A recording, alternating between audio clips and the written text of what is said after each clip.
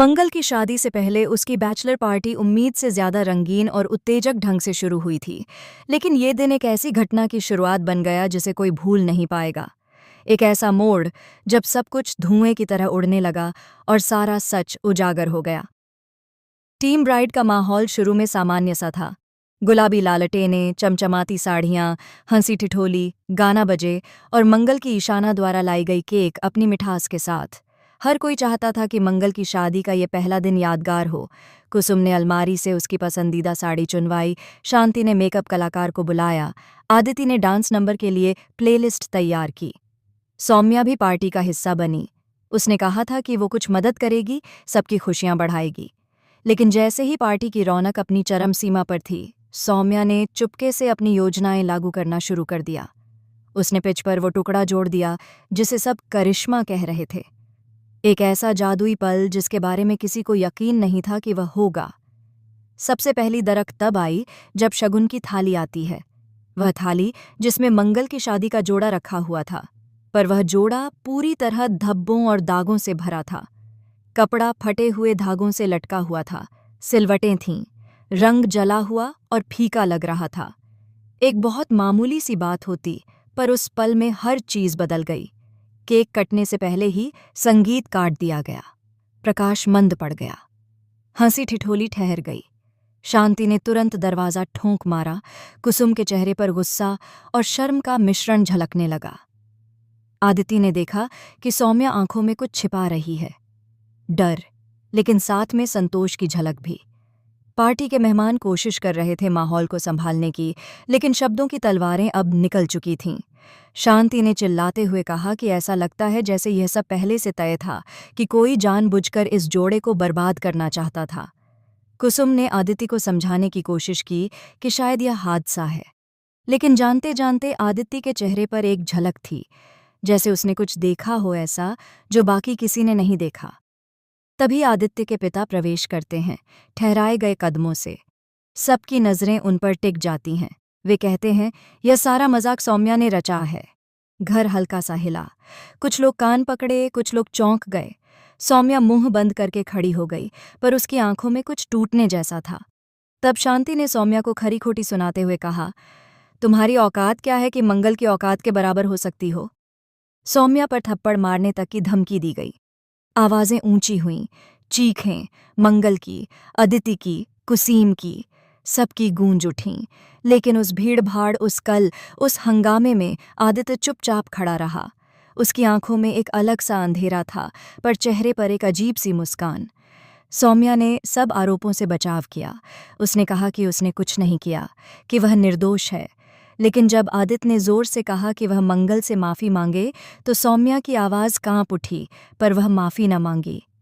उसकी जुबान कुछ और बोलना चाहती थी, पर उसने कहा, मैंने कुछ नहीं किया। तभी एक झटके जैसा हुआ, एक बड़ा डरावना खुलासा। आदित्य की जुबान से निकला, सच मालूम है मैंने कौन बिगाड़ा? सब थम गए। आदित्य ने कहा कि जोड़ा खराब होना, शादी के जोड़े में सब दाग दिखना, ये सब नहीं सौम्या ने किया, बल्कि किसी और ने किया है। वो और कौन है, यह पता लगाने के लिए सबकी धड़कनें तेज हो गईं। आदित्य ने आंखें झपकाईं, सांस को थामते हुए कहा, मैंने भी इसे नहीं सोचा था, लेकिन कैमरा फुटेज आया है पार्टी के सीसीटीवी का, और वहां साफ दिख रहा है कि शाम को ही मंगल का जोड़ा पीछे से वहां रखा गया था, जहां सौम्या नहीं पहुंच सकती थी। वो जो कि किसी और है, वो कोई जो हमें सबसे नज़दीक था। और फिर उसने नाम लिया, एक ऐसा नाम जिसने सारे घरवालों की सांसें उड़ा दीं। कपिल, मंगल का होने वाला पति। मंगल ने धीमी लेकिन पक्की आवाज में कहा, मैं भूल गई हूं, लेकिन किसी और के प्यार से नहीं, उसके प्यार से जो सच में मुझे चाहता है। उसने सबकी ओर देखा, फिर सौम्या की ओर, अपनी आंखें भर के कहा, सौम्या ने कुछ नहीं किया। जो दोष है वो मेरे पति का है। उस वक्त जैसे बिजली गिरी हो, तस्वीरें, हंसी, दोस्ती, विश्वास, सब कुछ एक क्षण में टुकड़े टुकड़े हो गया। कपिल ने धीरे से कदम बढ़ाया, हाथ उठाया, जैसे थप्पड़ मारने ही वाला हो, लेकिन मंगल ने कदम पीछे किया और कहा, ना। उसकी आवाज में ठहराव था, आंसू था, लेकिन शक्ति भी। वो निकल गई उस कमरे से, पीछे मुड़कर सिर हिलाकर, लेकिन अपने कदम नहीं रोके। पार्टी में चुप्पी छाई। लोग स्तब्ध, कुछ शौक में, कुछ शर्म के मारे लजाते हुए। अगले दिन कपिल का असली चेहरा और भी गहरा खुला। बतसी से तय आया। फैमिली चाय की मेज पर मिला एक खत। जैसे ही वो बंद कमरे से बाहर निकला, चुपके से रखा खत एवरीवन सॉ हिम होल्डिंग। उसमें साफ लिखा था, मंगल, सच्चाई जान लेने के लिए माफ कर देना। मैं डर गया था कि तुम मेरे बिना नहीं रह सकोगी, कपिल। और सबसे चौंकाने वाली बात, पत्र के नीचे एक संकेत, सौम्या को छोड़ देना, वो तुम्हारी सच्ची सहेली है। मंगल ने पत्र को फाड़ दिया। सब कुछ था, धोखा, पैंसा, प्यार, साजिश। और सौम्या सिर्फ गवाह बनकर रह गई थी, महिला जिसने सारा शक झेला। पार्टी का असर, रिश्तों का सच और हर मुस्कान की नकाब हिल गया। मंगल ने फैसला किया कि शादी आगे बढ़ेगी, लेकिन अपने तरीके से। उसने तय किया कि बिना सच्चाई, बिना इज्जत के वह किसी का साथ नहीं देगी, चाहे परिवार हो, चाहे कपिल हो। और उस दिन जब शादी की सारी तैयारियां फिर से हो रही थीं, मंगल ने सौम्या को बुलाया।